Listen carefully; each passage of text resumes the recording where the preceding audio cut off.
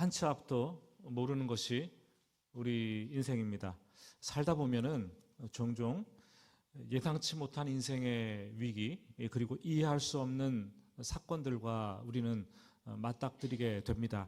그때 우리는 질문을 하죠. 왜 이런 일이 일어났는가? 왜 이런 일이 나에게, 왜 이런 일이 우리 가정에 일어났는가? 그 원인을 찾으려고 몸부림을 칩니다.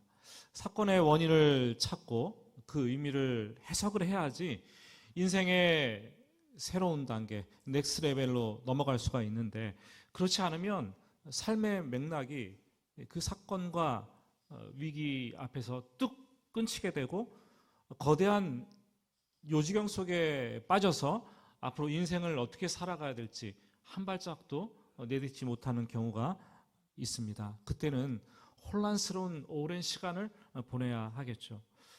오늘 말씀을 보면은 창세기 34장이 그렇습니다.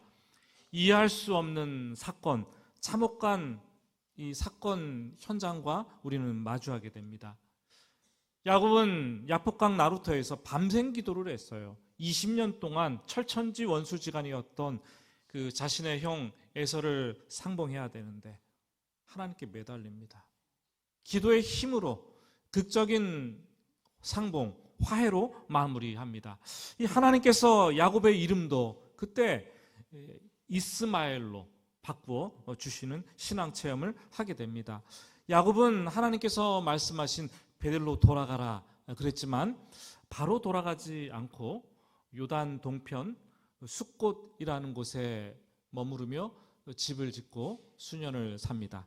그러다가 요단강을 건너 요단 서편으로 옮겨 세겜이라는 곳으로 이사를 하죠.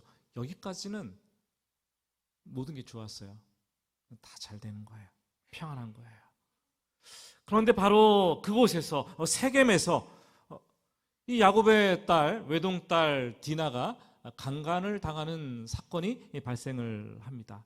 그리고 야곱의 아들들이 피비린내 나는 잔혹한 복수극을 펼치게 됩니다.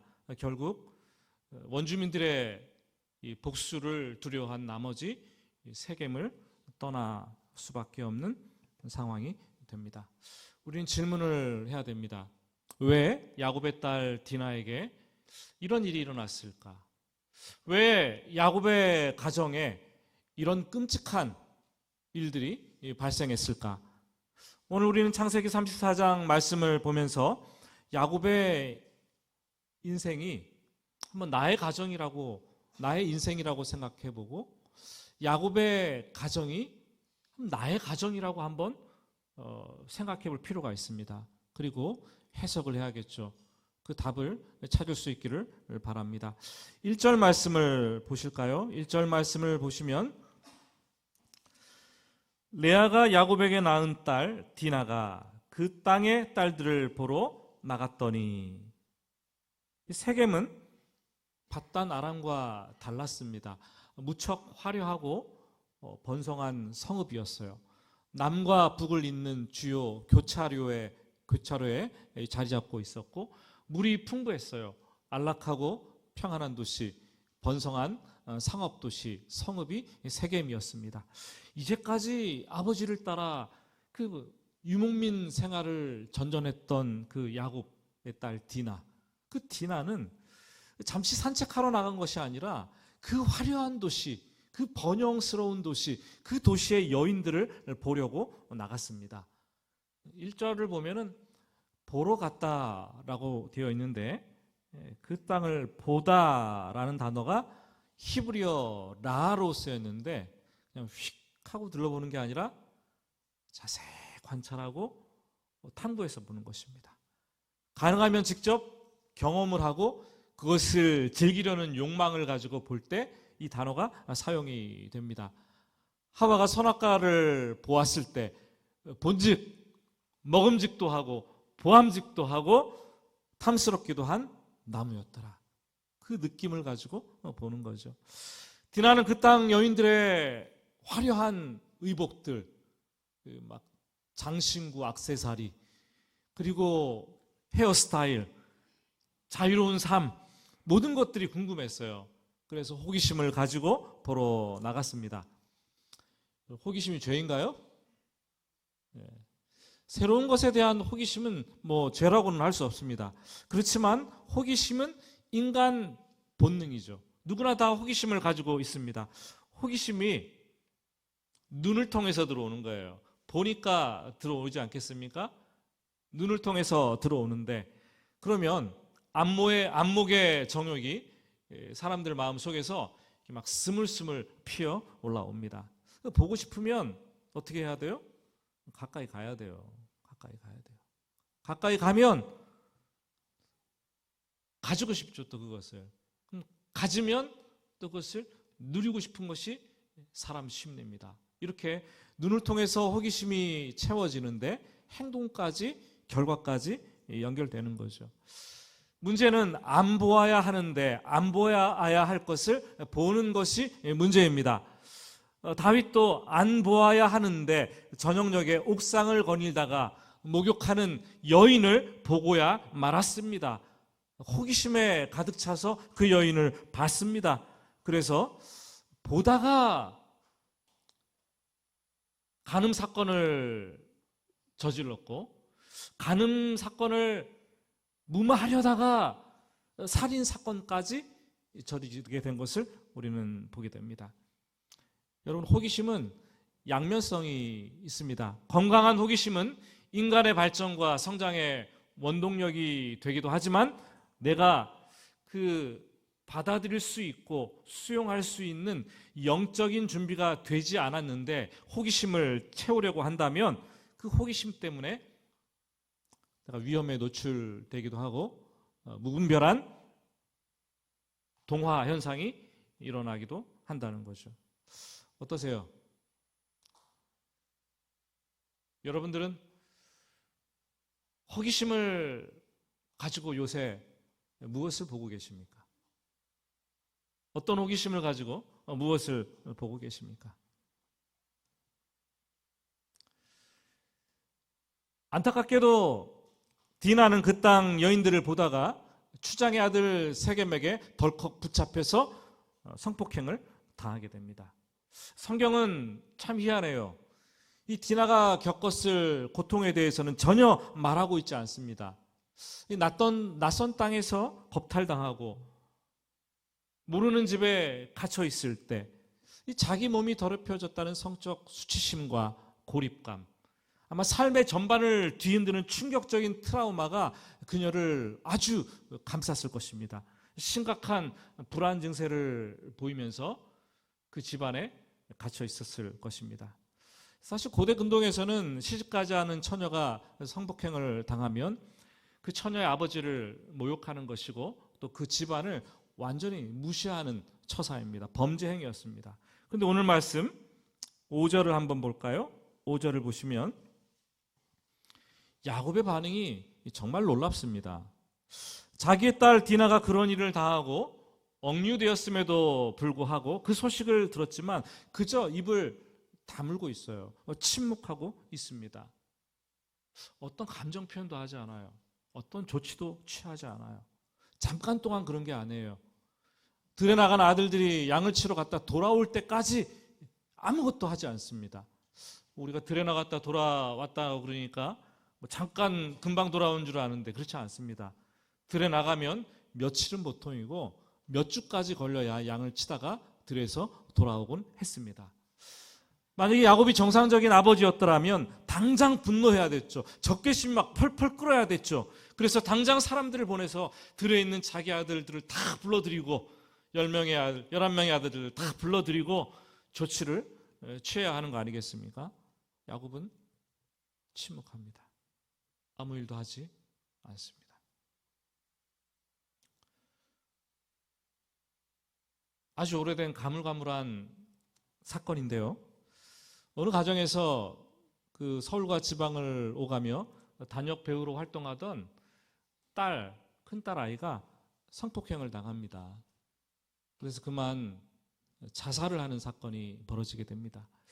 그 일자리를 소개했던 여동생, 친동생도 죄책감 때문에 언니가 죽고 나서 또 자살을 하게 돼요. 그 두 딸의 연속적인 이 자살 때문에 충격을 받은 아버지가 막 괴로워하고 신경을 쓰다가 뇌출혈이 발생해서 또 아버지도 사망하고 맙니다. 그 가정은 그렇게 풍비박산이 났는데 결국 한 가정이 그렇게 무너져 내렸는데 어머니만 살아서 소송을 하는 거예요. 어머니가 손해보상 소송을 이어가는데 잘 안 돼요. 공소시효도 지나고 그래서 처벌도 못하고 손해배상도 받지 못했어요. 참 안타까웠던 일로 기억을 하게 되는데 그 부모의 심정 뭐라도 해야 되는 거 아니겠어요? 자식의 죽음 앞에서, 자식의 성폭행 앞에서. 어찌된지 야곱은 자기 딸이 이런 일을 당했는데 화를 내지 않아요. 손가락을 하지 않아요. 그저 잠자코만 보고 있습니다.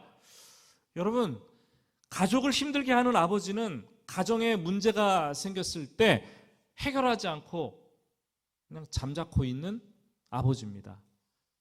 가정에 문제가 생겼을 때 가정의 문제를 아내에게 맡기고 외면하는 아버지입니다. 돈이 없으면 친정 가서 빌려와 뭐 얘기하는 거 아니겠어요? 쌀이 떨어지면 쌀 좀 얻어와. 누구에게 얘기해요? 네, 옆에 있는 아내에게 얘기를 하는 거죠. 그 자녀가 문제가 생기면 그런 얘기를 합니다. 자녀를 어떻게 돌봤길래 네가 지금 이런 일이 생기냐. 아내를 타박하는 거예요. 자신은 바쁘다고 핑계를 대고 아내를 학교에 보내서 방문해서 그 문제를 해결하고 오라고 얘기를 합니다.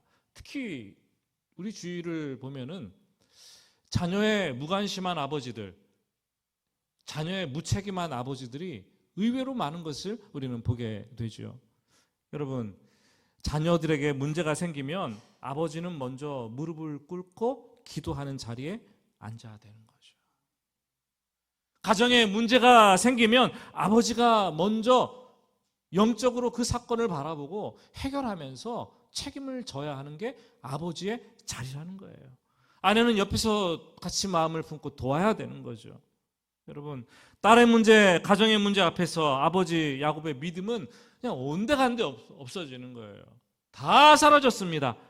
반면 집에 돌아왔던 아들들은 그 소식을 듣고 화가 머리끝까지 치밀어 막 길길이 날뛰고 있는 그 모습이 오늘 성경책에 기록이 되어 있습니다. 이어지는 8절 이하의 말씀을 보면은 고통에 처한 딸 디나의 아버지 야곱의 태도와 가해자였던 세겜의 아버지 하몰의 태도가 너무 이렇게 비교되는 것을 봅니다. 하몰은 자기 아들이 디나에게 푹 빠졌다는, 결혼하고 싶다는 사실을 압니다. 그래서 야곱에게 찾아와서 승낙을 해달라고 사정을 합니다.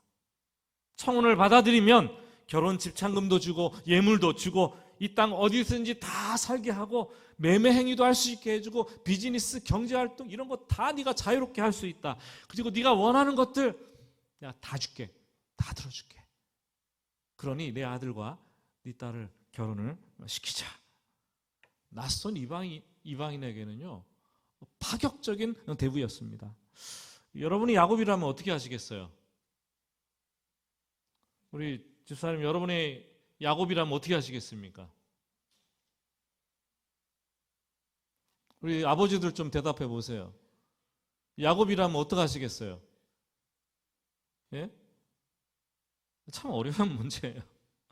그 땅에 추장이 와서 합의를 하자는데, 돈을 준다는데, 땅도 주겠다는데, 원하는 것을 다 들어주겠다는데 어떻게 하시겠습니까?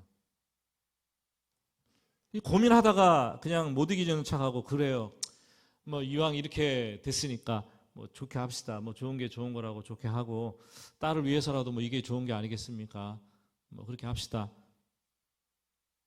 이렇게 하시겠어요? 지금 우리가 사는 세상하고 4,000년 전에 세겜의 방식하고는 뭐가 다릅니까?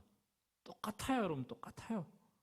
처음에는 딸의 피해, 딸의 고통, 집안의 수치를 놓고 고민하며 막 분노하다가 만나서는 현실적으로 합의하는 거 아니에요. 돈 가지고. 돈 얼마 하면 되겠어?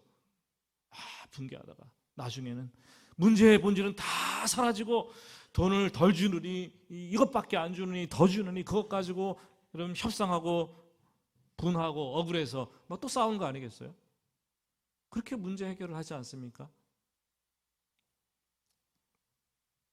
근데 야곱은 성경에서 아무 말도 하지 않아요.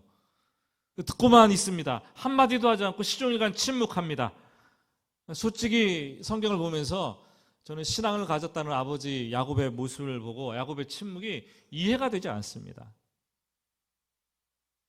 한편으로는 딸의 고통, 가문의 명예, 자신의 체면을 생각하면서 한숨을 푹푹 쉬고 있었을 것인데, 다른 한편으로는 야, 우리가 이방인인데 낯선 땅에 와서 이 정착할 수 있는 권리, 불어나게 될 이 우리의 재산 생각하면서 어떻게 해야 되나 막 양심의 저울질을 하고 있었을 것이라는 생각이 됩니다. 야곱이 침묵을 지키면서 이런저런 계산을 하고 있을 때 창혼이 거의 받아들여지는 그 순간에 야곱의 아들들이 나서서 급제동 브레이크를 걸기 시작합니다. 14절과 15절 말씀인데요. 우리 같이 한번 14절과 15절 말씀 읽어보겠습니다. 야곱의 아들들이 그들에게 말하되 우리는 그러하지 못하겠노라. 할례 받지 아니한 사람에게 우리 누이를 줄 수 없으니 이는 우리의 수치가 됨이니라. 그런즉 이같이 하면 너희에게 허락하리라. 만일 너희 중 남자가 다 할례를 받고 우리같이 되면, 유대인들의 상징이었던 할례를 받으라는 거죠. 남자의 생식기 표피의 끝을 잘라버려서 거룩한 백성으로 살겠다는 하나님과의 증표인데, 너희도 그렇게 하면 우리가 통혼하겠다. 통혼의 조건은 할례였다라는 거예요. 여러분, 지금 야곱의 아들들은 포커페이스를 하는 거예요. 뭡니까? 속으로는 분노와 복수심에 불타서 잔인한 복수를 막 계획하고 있는데 겉으로는 전혀 감정을 드러내지 않고 우호적으로 이렇게 합시다 얘기를 하는 거죠. 보통 사람들의 말에는 그 사람의 마음이 고스란히 이렇게 담기잖아요. 그래서 말하는 내용, 말하는 뉘앙스, 말하는 태도를 보고 우리는 그 사람을 이해하고 그 사람을 받아들여야 될지 그 사람을 거부해야 될지 결정을 합니다. 그런데 그 중에는 속을 감추고 말하는 사람들이 있어요. 여러분, 그런 사람들 곁에 있다가는 시간이 오래 지나면 큰일을 치릅니다. 솔직하지 못한 사람들이 조심해야 되는 거예요. 여러분, 이렇게 협상을 하고 있는 야곱의 아들들은 지금 몇 살입니까? 야곱이 바단 아람에 와서 20년을 살았고, 그리고 숫곳에서 지금 살다가 세겜으로 이사를 왔는데 채 10년이 걸리지 않았으니까 장남 르우벤은 많아야 한 20대 후반쯤 됐을 거라는 거죠.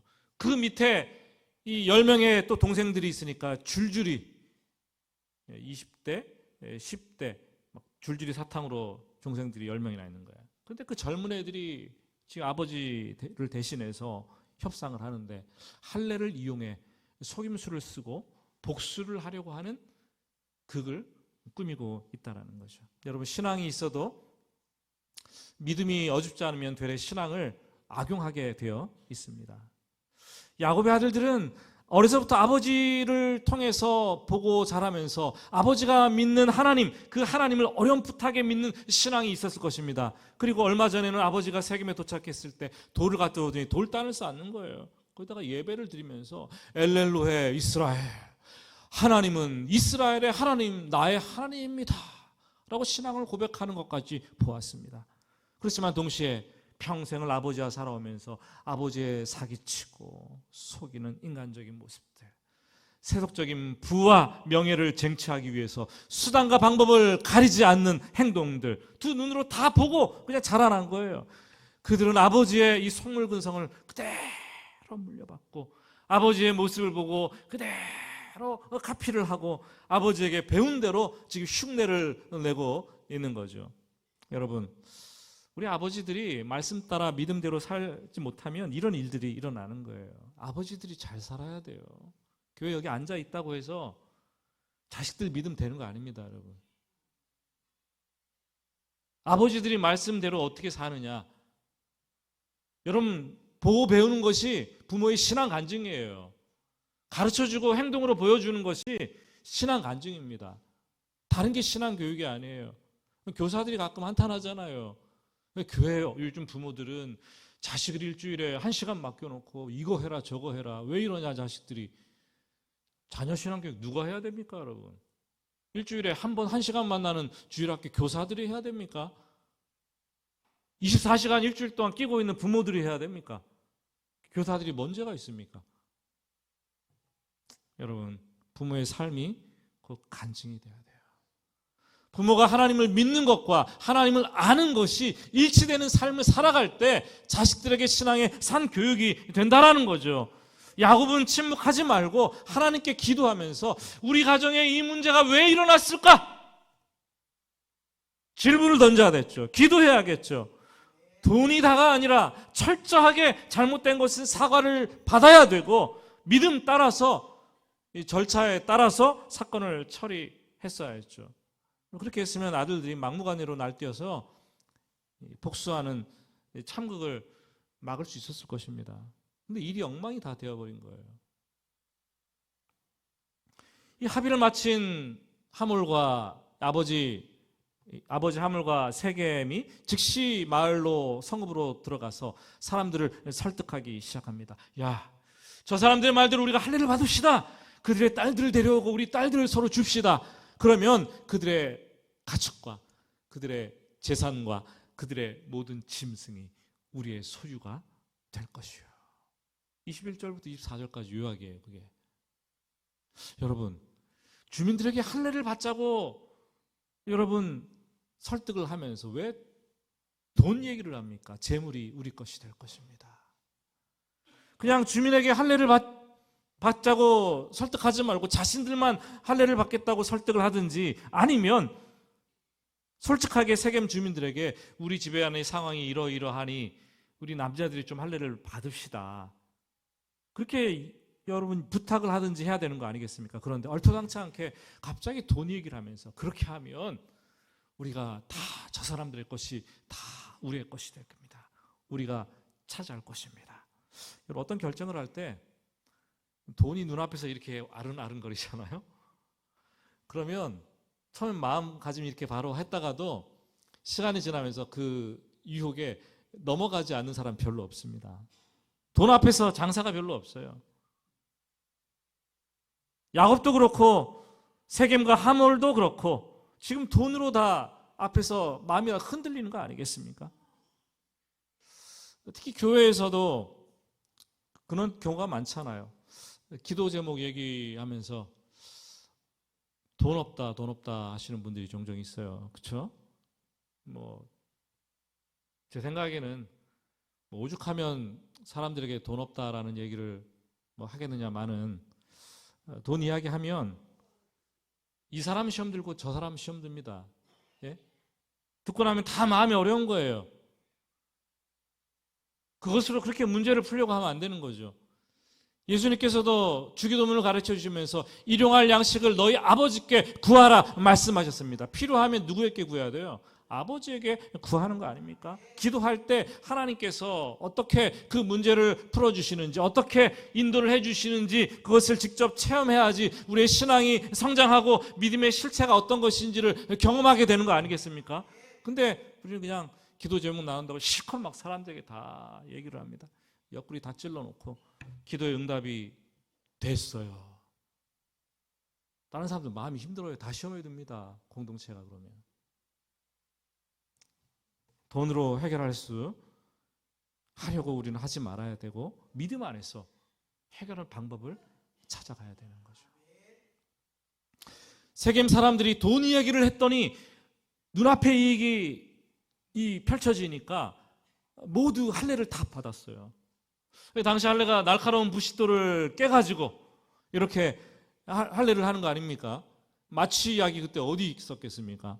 잘 움직이지도 못하고 막 고통스러워서 누워서 신음하고 막 죽을 지경이 되었는데, 이 고통이 절정에 이른 3일째 야곱의 아들들은 계획한 대로 잔혹한 복수국을 펼칩니다. 잔혹한 칼춤을 추기 시작하는 거예요. 시몬과 레위가 칼을 차고 그 성에 들어가서 고통 중에 신음하고 누워있는 사람들, 남자들을 다 죽여버렸습니다. 그리고 디나를, 동생을 집으로 데리고 왔습니다. 그래도 여기까지 하고 그냥 그쳤더라면 일말의 명분이라도 있는 건데 27절부터 29절까지 말씀을 보면 야곱의 여러 아들들이 시체가 즐비한 그 성으로 다시 들어갑니다. 다시 들어가서 그 마을에 있는 모든 재물을 약탈합니다. 심지어 29절 말씀 보니까 27, 28, 29절 말씀 보면 양떼를 빼앗고 소떼를 빼앗고 나귀를 빼앗고 모든 재물을 다 약탈. 29절은 심지어 자녀들도 사로잡고 그들의 아내들까지도 사로잡았다고 되어 있어요. 단순한 복수가 아니라 강도요, 산적으로 변한 야곱의 아들들을 봅니다. 온 마을을 약탈하고 초토화시켜 버렸습니다. 야곱 한 가정의 문제로 지도자였던 세겜과 아버지 하몰의 사적인 일로 전혀 관계가 없는 선량한 마을 주민들, 마을 사람들이 또 마을 전체가 쑥대밭이 되어버린 사건을 우리는 보고 있습니다. 오늘날에도 우리는 얼마든지 이런 일들이 일어나고 있는 것을 보게 됩니다. 지난 2월 28일이죠.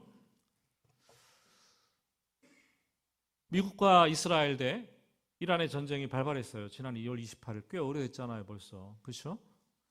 금방 끝날 것 같았던 전쟁. 어젯밤 보니까, 또 오늘 아침 보니까 지금 미국과 이란이 종전 협상을 하고 있잖아요. 처음 전쟁을 시작할 때 대의 명분은 그거였어요. 핵무기의 위험을 제거해서 평화를 구축하고 과격한 이슬람 정권, 신정체제를 신봉하는 정권을 교체해서 인권을 유린당하고 고통받는 국민들에게 해방을 주자, 선물하자. 그거였어요, 여러분, 그거. 하지만 실제 누구를 위한 전쟁이었나요? 전쟁을 하면서 중동 국가들은 물론 유럽과 우방, 지구촌의 이 공생, 상생의 이 정치 질서가 다 깨져버렸어요. 다 깨져버리고 경제가 나락으로 다 곤두박질 쳤잖아요. 느끼잖아요, 여러분. 그죠? 이게 회복되려면 얼마나 많은 시간이 걸리겠어요. 무엇보다 전쟁의 소용돌이 속에서 얼마나 많은 사람들이 죽어가야 했습니까? 지금 전쟁에서 빠져나오기 위해서 그냥 출구 전략을 구사하고 있는데, 협상 중인데, 당장 최대 관건은 돈 아닙니까? 돈. 호르무즈 해협을 누가 관리하는가? 통행료를 누가 받아 챙기는가? 혼자 하겠다. 아니, 같이 하자. 이거 아니에요, 이거? 돈 다 징수해서 나라한테 받겠다. 이익을 추구하는 여러분 몇몇 정치인들의 잘못된 계산법과 사적인 어떤 보복 감정, 알량한 자존심들, 그게 나라와 국민을 볼모로 잡고 잘못된 길로 끌고 가고 있는 거예요. 다 망하는 길로 가고 있는 거 아닙니까, 여러분? 아무리 생각해도 여러분 정치 지도자들에게는 희망이 없어요. 그 포퓰리즘을 알면 여러분들은 기가 막힐 노릇일 겁니다. 인간에게는 해결책이 없습니다. 답이 없어요. 하나님만이 답이시고 하나님만이 희망입니다. 하나님께서 일하셔야 됩니다. 그래서 우리는 그냥 돌아가는 상황에 일희일비하지 않고 인간의 자가당착 그리고 얄팍한 정치적인 계산, 이 보복 전쟁 속에서도 하나님의 섭리가 일을 하고 하나님의 선하신 손길이 일하시도록 기도줄을 놓지 않고 그거를 계속해서 하나님께 매달리는 백성들이 돼야 되는 거예요. (30절) (31절을) 보면은 일은 저질러졌습니다. 야곱의 아들들은 뉘우치기는커녕 아버지와 심하게 다툽니다. 야곱은 이제 곧 가나안 원주민들이 합세해서 우리를 치고 자기를 죽여서 집안을 망하게 할 것이다 라고 불같이 화를 냅니다. 야곱의 아들들은 우리가 뭘 그렇게 잘못했는데요? 아버지는 침묵만 하셨잖아요. 대들고 따집니다. 가정 불화가 극에 달합니다. 이제까지 야곱은 두려움 때문에 침묵하고 문제 해결을 회피한 것이죠. 침묵하는 아버지 대신 아들들이 대신 문제를 해결하다가 최악의 이 아수라장을 만들어 놓은 것을 우리는 보게 됩니다. 말씀을 맺으면서 처음으로 돌아가서 질문을 좀 해봅시다. 야곱의 가정에 이런 일이 왜 일어났습니까? 왜 디나에게 왜 이런 일이 일어나야만 했습니까? 여러분, 불행은 갑자기 찾아오지만 갑자기 찾아오는 불행은 없어요.